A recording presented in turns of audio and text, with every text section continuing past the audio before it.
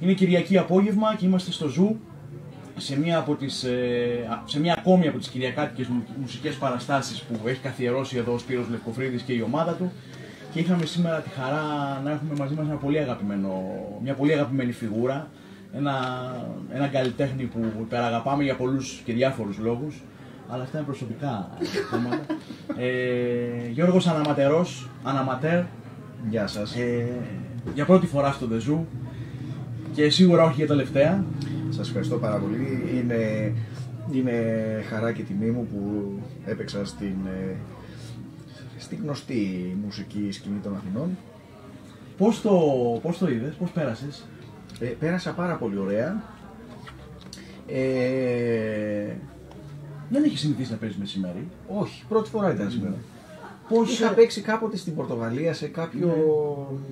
με μια Dixieland Band. Dixieland, Αλλά δεν νομίζω ότι έχω ξαναπαίξει μεσημέρι. Δεν είμαι και σίγουρος. Πώς σου φάνηκε η εμπειρία αυτή? Το να ξέρεις ότι είναι 5 η ώρα το απόγευμα και είναι ωραίο. Είναι ωραίο. Είναι παράξενο και ωραίο μαζί.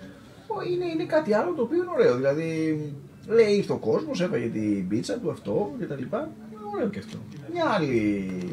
Μια άλλη αίσθηση. Ναι, μια άλλη άποψη, ας πούμε. Και πάμε στο προκείμενο. Ο Γιώργος ήρθε εδώ σήμερα. Μακάρι δηλαδή να το συνεχίσετε, να καθιερωθεί αυτό το πράγμα. Θέλει προσπάθεια. Θέλει προσπάθεια. Νομίζω κάτι γίνεται. Ο Σπύρος είναι πολύ επίμονος. Κάτι γίνεται. Πάμε όμως στα καθημά. Του Πυρουλίτα with Love. Με 2 λόγια. Πότε γράφτηκε, τι είναι, και να πω και εγώ μετά τη γνώμη μου. Γράφτηκε μεταξύ Ιανουαρίου και Σεπτεμβρίου του 2015, δηλαδή κατά τη διακυβέρνηση του προμνημονιακού ΣΥΡΙΖΑ, όπου όλοι ερωτευτήκαμε τους κυβερνώντες μας τότε, και εγώ έγραψα σε μια ακροαριστερή πολιτικό 12 ερωτικά τραγούδια σε αυτή την περίοδο. Πίστεψα ότι ήταν η μοναδική που μπορούσα να μου σώσει την ψυχή. Αλλά τέλος πάντων το ειδήλιο τελείωσε αδόξως τον Σεπτέμβριο του 2015, όταν η Πυρουλίτα εμφανίστηκε ολόγυμνη και έγκυος, αλλά όχι με το παιδί των αματέρ, για ένα lifestyle περιοδικό. Προδομένος βρίσκω παρηγοριά στο να παίζω τα 12 αυτά τραγούδια μαζί με τους φίλους μου ή μόνος μου. Μια προδοσία που συνηθίζεις να υφίστασαι, Γεώργιε, και θέλω να ρωτήσω... Ναι, αλλά στην Τύραννο... Ναι. Εγώ το προκάλεσα. Ναι, ο χαρακτήρας μου το προκάλεσε. Ναι. Και έπεσες και θύμα. Όχι τόσο της τυράννου, αλλά των κακών γλωσσών. Βέβαια, των κακών γλωσσών. Του κατασκόπου μου. Ναι. Ο τύραννος εμπιστεύτηκε έναν κατάσκοπο. Αλλά δεν πρέπει να το πούμε τώρα αυτό, γιατί θέλετε να το ανεβάσουμε εδώ πέρα. Βεβαίως. Σε εμπνέουν οι μοιραίες γυναίκες. Αυτό είναι ένα πρόβλημα. Αλλά είναι καλό για το κοινό. Ελπίζω ότι είναι καλό για το κοινό. Μπορεί και για εσάς να είναι, αλλά αφού δεν μου πέταξαν ντομάτες, ίσως να και να είναι καλό. Οι ντομάτες δεν πρόκειται να σου πετάξουν ποτέ. Όχι, θέλω να μου πετάξουν και ντομάτες. Θέλω να πετάξουν ντομάτες στον αματέρ. Θέλω τους εχθρούς μου. Όχι, καλά. Το εννοεί, ίσως. Πολύ φοβάμαι ότι το εννοεί. Εγώ λέω να διατηρήσουμε μια απόσταση από τα λόγια του, γιατί πολύ φοβάμαι ότι το εννοεί. Αυτό που κάνεις στην Ελλάδα είναι μοναδικό, δεν το κάνει κανένας άλλος. Να πούμε ότι είσαι αυτοδίδακτος. Βιοπορίζεσαι. Έχω κάνει 7 χρόνια κλασική μουσική. Ναι. Είχα φτάσει μέχρι τη μέση, αλλά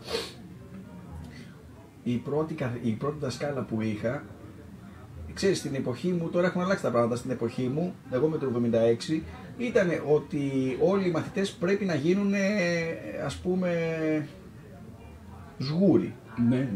Μα εγώ δεν ήθελα να γίνω σγούρος, ήθελα να παίζω τραγούδια, απλά τραγούδια, γιατί έπαιζε ο πατέρας μου, ας πούμε, στο πιάνο και αυτόν έβλεπα και ήθελα να πάω πιο πέρα εγώ. Οπότε πήγα στη δασκάλα μου και της λέω: κοιτάξτε τι που έχω μάθει ένα τραγουδάκι. Αυτό μην το ξαναπαίξεις δεν θα παίζεις τίποτα. Μόνο εγώ θα σου λέω και θα παίζεις. Οπότε επί 2-3 μέρες είχα τύψεις και λέω τώρα τι. Είχα τύψεις και δεν. Οπότε πήγα, επειδή όμως δεν κρατάω ποτέ τίποτα και είμαι ανοιχτό βιβλίο, πήγα στον πατέρα μου και του εξήγησα και μου λέει: Ελένη, τι λέει αυτή η μαλακισμένη που πήραμε στο παιδί μας για δασκάλα.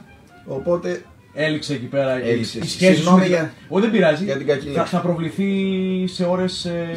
Όχι με τα μεσονύκτιες.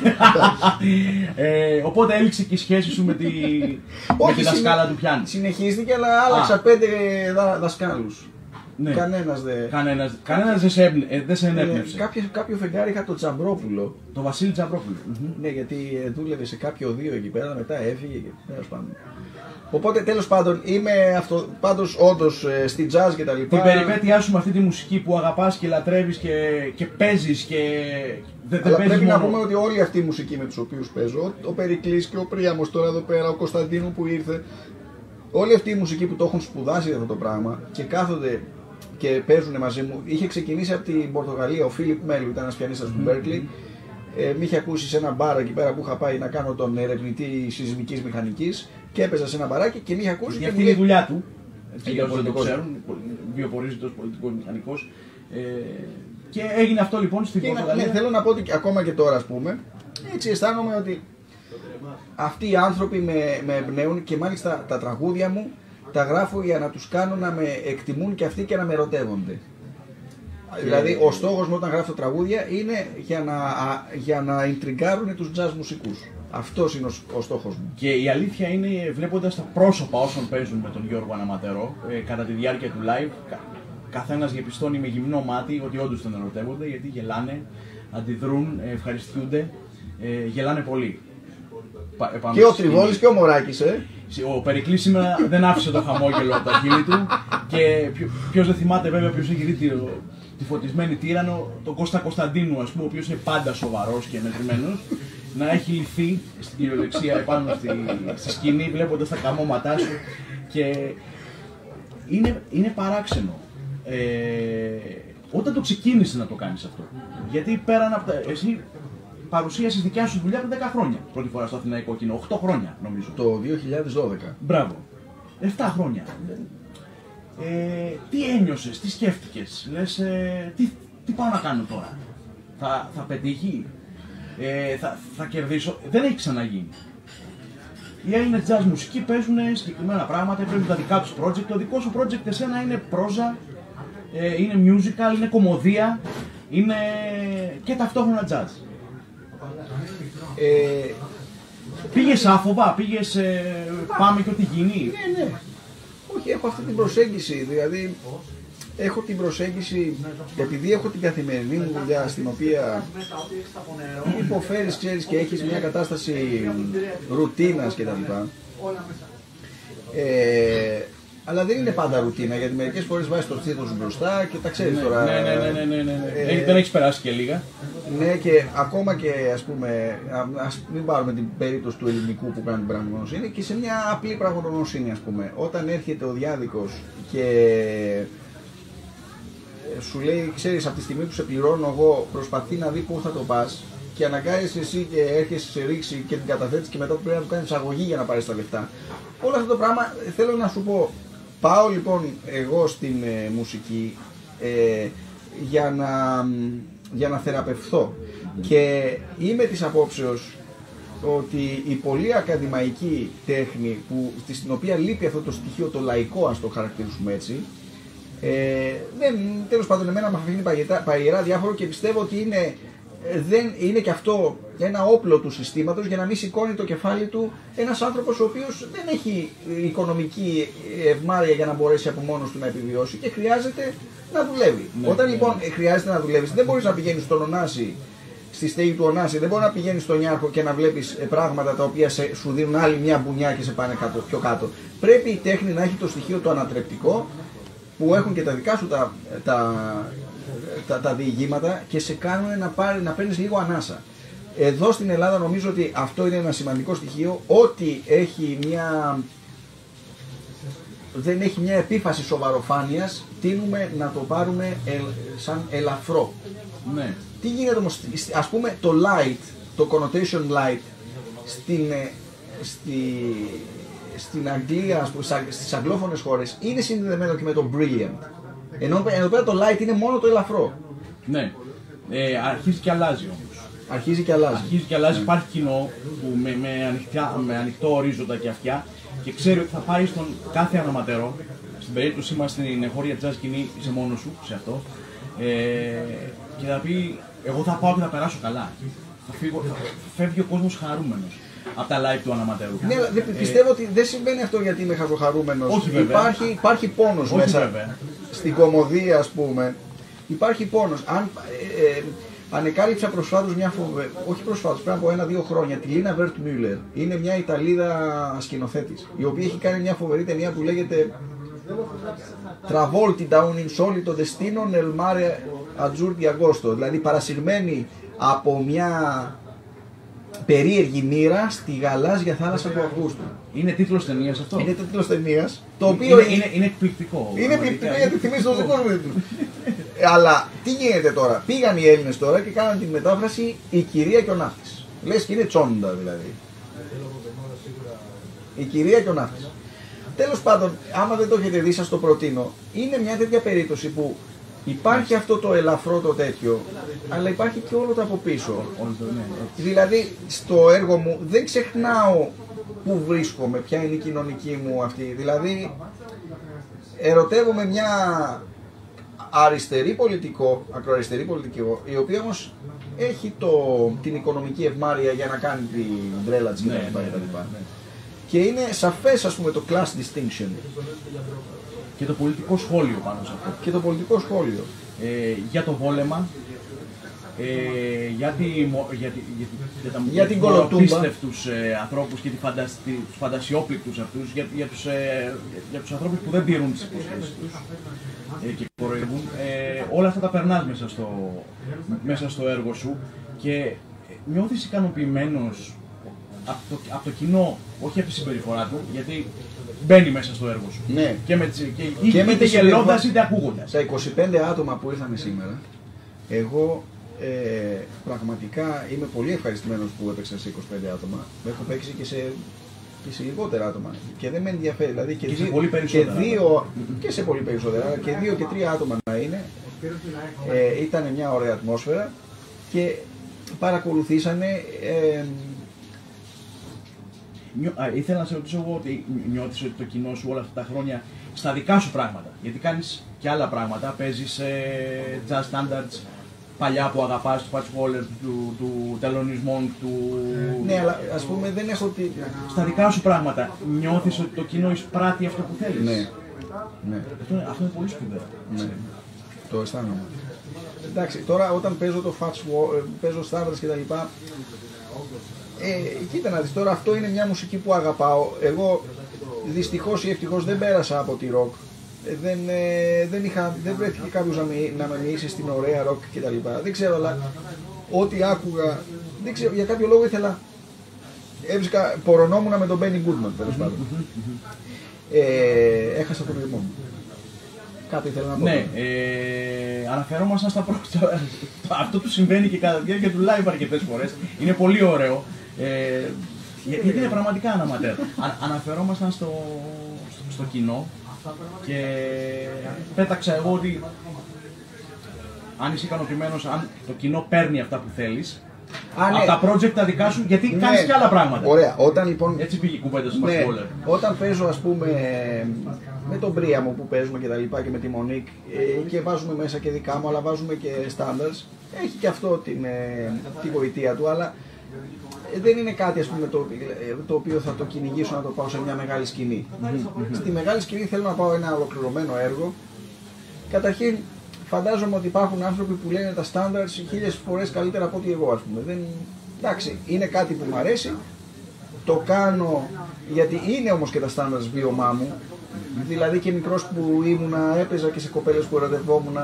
Θυμάμαι τώρα, είχα παίξει το I'm in the mood for love, simply because you're near me. Funny but when you're near me, I'm in the mood for love. Αλλά έχουν χιλιοποθεί όλα αυτά τα πράγματα και τα έχουν πει γίγαντες, ας πούμε. Εγώ λοιπόν αυτό που θέλω να κάνω είναι να λέω τις ιστορίες μου, να παίζω τα τραγούδια μου. Δεν έχουν ακόμα, δεν ενδιαφέρονται, ας πούμε, δεν έχει βρεθεί κάποιος να ενδιαφερθεί να πει τα τραγούδια μου. Μπορεί να γίνει μετά θάνατον. Θα το δεχθώ. Θα το δεχθώ, δηλαδή αυτό ελπίζω ότι θα γίνει, αλλιώς θα με πιάνε κατάθλιψη. Ναι. Λέω θα με ανακαλύψουν κάποτε. Ύστερα από 3 γενιές, 4. Νομίζω ήδη ανακαλύπτεσαι. Δεν νομίζω. Δεν ξέρω. Ο jazz κωμικός με την καλά κρυμμένη μελαγχολική πλευρά. Αυτός είναι ο Αναματέρ. Μα Κάτι πήγες να πεις. Όχι, ρε παιδί, μπορεί και τα τραγούδια αυτά που γράφω να ταιριάζουν μόνο σε μένα. Μπορεί, ας πούμε, κάποιος άλλος. Δεν ξέρω. Κατάφερες όμως να έχεις ένα δικό σου στυλ. Ένα δικό σου ύφος. Ας αφήσουμε τη λέξη στυλ γιατί είναι να πεθάνομαι. Ένα δικό σου ύφος. Έχεις ύφος και το δουλεύεις αυτό το ύφος συνέχεια. Το δουλεύεις με την αγάπη του εραστέχνη.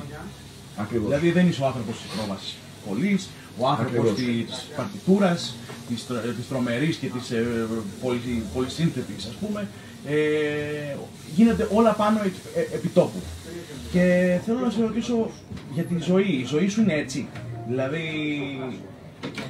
είπες πριν επάνω στη σκηνή ότι στην περίπτωση τη δική μου η ζωή αντιγράφει την τέχνη.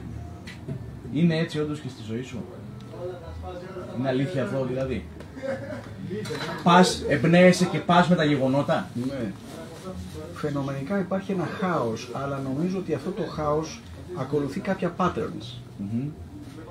Αυτό βλέπω, δηλαδή και τώρα που είμαι ερωτευμένος με μια συγκεκριμένη γυναίκα και που πιστεύω ότι θα είναι η γυναίκα της ζωής μου και η μητέρα των παιδιών μου. Το πιστεύω τώρα αυτό που το λέω. Εάν το ξέρει αυτή στην οποία απευθύνεται ο Γιώργος, πρέπει να το δει σοβαρά. Το ερώτημα είναι άραγε... Να το δει σοβαρά αυτό. Το ερώτημα είναι... Το ξέρει, το έχει αντιληφθεί και απλώς με χρησιμοποιεί σαν ρεζέρβα για να δει τι θα γίνει με έναν άλλον που είναι ερωτευμένη, ή πιστεύει ότι το μόνο που μπορώ να κάνω είναι να γράφω τραγούδια και να μην μπορέσω να είμαι σε μια σχέση όπως θα έπρεπε να είμαι. Όλα αυτά τα πράγματα, ξέρεις, είναι... Θέλω να σου πω όμως, ακόμα και σε αυτή τη σχέση τώρα που ζω, βλέπω ότι υπάρχει ένα συγκεκριμένο pattern. Δηλαδή, πρέπει να κάνεις την κίνηση τη στιγμή αυτό. Εμένα με πιάνει, επαναπαύομαι στις δάφνες μου, λέω αυτή η τόσο ενδιαφέρουσα γυναίκα ενδιαφέρεται και αυτή για μένα, της αρέσω, επαναπαύομαι στις δάφνες μου και δεν το σπάω την πλάκα για να μιλήσω σοβαρά, να κάνω την κίνηση. Οπότε περνάει η στιγμή και μετά αρχίζει το μπουρδούκλωμα. Χάνεται το timing και μετά γίνεται... Μπράβο. Και μετά γίνεται ένας κύκλος πάλι, ο οποίος δεν ξέρουμε πάλι πότε θα αυτό και ποια είναι η συμβολή της τύχης σε όλο αυτό. Δηλαδή πώς θα τύχει μετά και θα κάτσει αυτό το πράγμα. Ναι, ναι.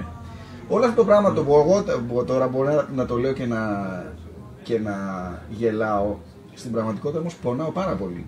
Και σήμερα ήρθε κάποιος και μου είπε, ωραίο όλο αυτό η πλάκα που κάνεις, αλλά στο τελευταίο το τραγούδι, το For You and Your Baby, έγινε η ανατροπή. Βέβαια. Γιατί είναι μια πολύ γλυκιά, αισθαντική, σχεδόν μελαγχολικά λυρική μπαλάντα, χωρίς τύπους.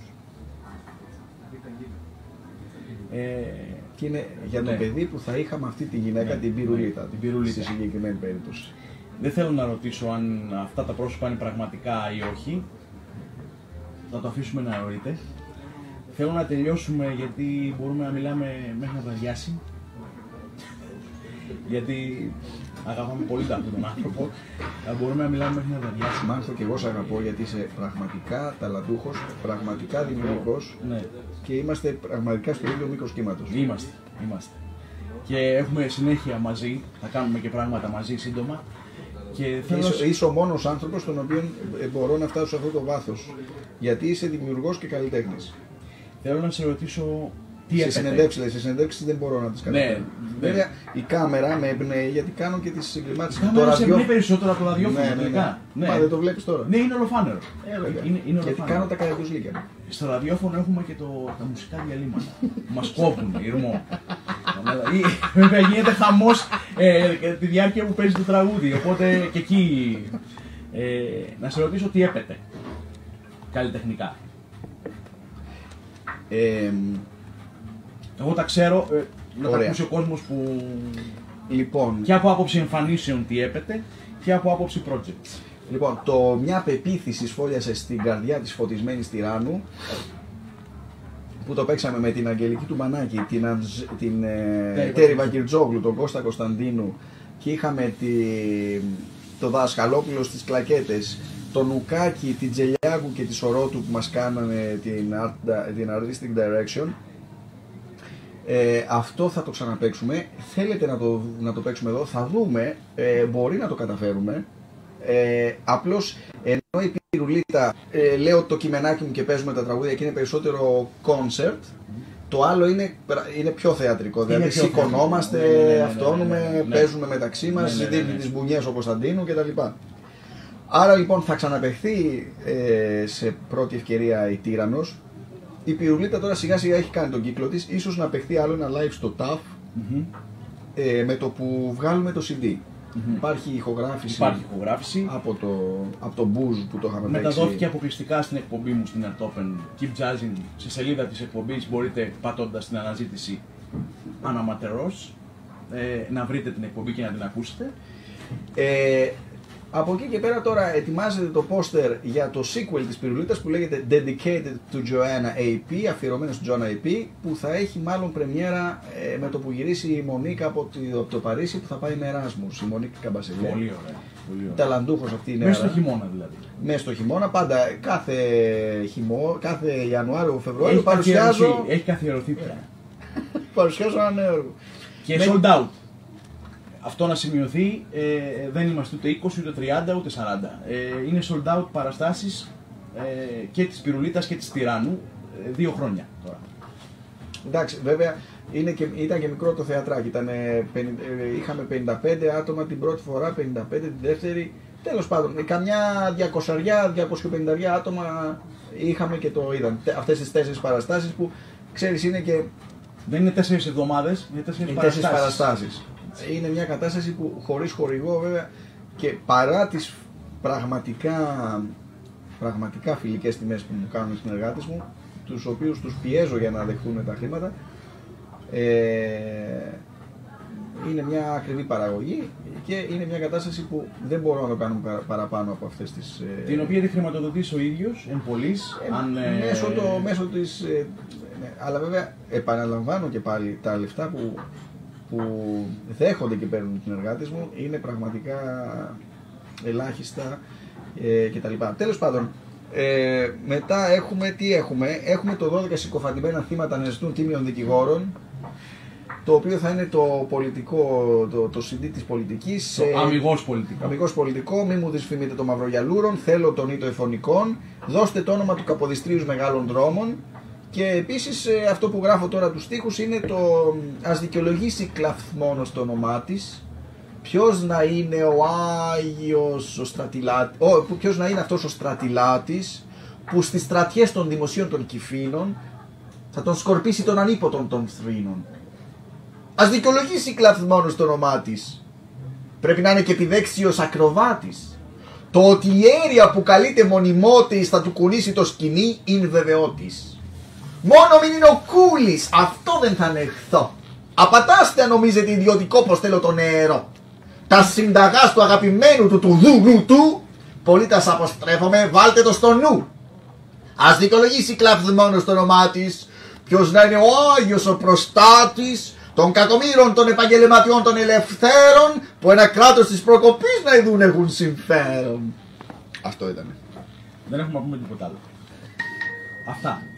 Ευχαριστούμε τον Σπύρο Λευκοφρίδη για την παραγωγή, τον Μάθιο Κούπερ για την τεχνική επιμέλεια και τον Γιώργο Αναματερό που απλά υπάρχει. Απλά που υπάρχει. Τζαζού, The Zoo στο Facebook και Jazz Live Events in Athens για όλα όσα θα συμβούν τις επόμενες ημέρες εδώ στο The Zoo και πιστέψτε με είναι πολλά και καλά. Δεν έχω να... Ευχαριστούμε πολύ. Αναματέρ, Γιώργος Αναματερός. Εγώ ευχαριστώ. Έχει site, έχει σελίδα στο Facebook, αναζητήστε τον όσοι δεν το ξέρετε. Anamateur.gr. Anamateur με T-E-U. R.